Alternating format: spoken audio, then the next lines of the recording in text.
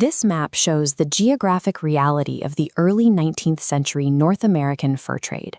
At this time, the entire industry was confined to these major rivers.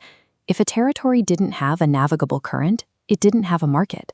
Large monopolies, like the British-backed Hudson's Bay Company, operated through a system of static, centralized forts built directly on the riverbanks. The labor model was just as rigid. Companies relied almost exclusively on Native American populations to do the actual trapping, using alcohol as the primary currency for barter at the fort gates.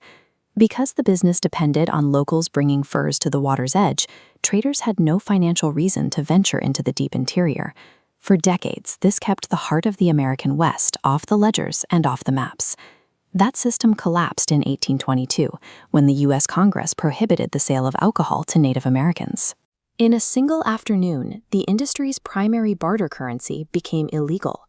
Seeking a workaround, William Henry Ashley, a Missouri businessman and militia general, placed ads for 100 enterprising young men. He offered to supply them with gear so they could do their own trapping, provided they split the final profits 50-50. This pivot cut Native American trappers out of the profits. In response, Arikara warriors blockaded the Missouri River, and in June of 1823, they attacked Ashley's men on the water, killing 15. When a subsequent military campaign failed to secure the area, Ashley realized his company was paralyzed. As long as his men were tied to the boats, the rivers were a lethal choke point. To keep his business alive, Ashley had to invent a way to navigate the wilderness that didn't involve a single drop of river water.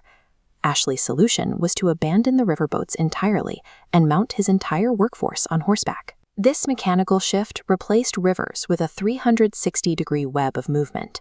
Small, decentralized teams could strike out anywhere. Under the rendezvous system, trappers lived in the wilderness year-round, converging once a year to trade pelts for supplies and pay. Because these men were independent contractors paid by the pelt, they were incentivized to hunt through the most remote, uncharted basins they could find. By severing the trade's reliance on rivers to bypass a blockade, Ashley had accidentally created a privately funded, highly mobile exploration fleet. These men weren't cartographers, but their search for beaver pelts resulted in the first comprehensive survey of the American West. Jim Bridger located the Great Salt Lake and established a Green River trading post that became a vital resupply hub for thousands of overland migrants. Jedediah Smith crossed the Sierra Nevadas on foot, becoming the first U.S. citizen to travel by land from the interior all the way to the California coast. David Edward Jackson's choice of a wintering site in a deep mountain basin ensured that one of the most famous valleys in the world, Jackson Hole, would permanently carry his name. Meanwhile, Thomas Fitzpatrick and William Sublette founded the site of Fort Laramie and scouted the very first wagon tracks of what would become the Oregon Trail. By identifying every mountain pass and reliable watering hole, these trappers built the physical infrastructure that turned a hostile wilderness into a navigable highway. The mountain man era was incredibly brief.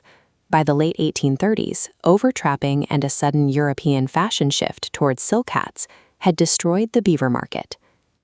But the geographic knowledge they had gathered was recycled. Former trappers like Kit Carson became indispensable guides for military explorers, turning decades of private survival into official government maps.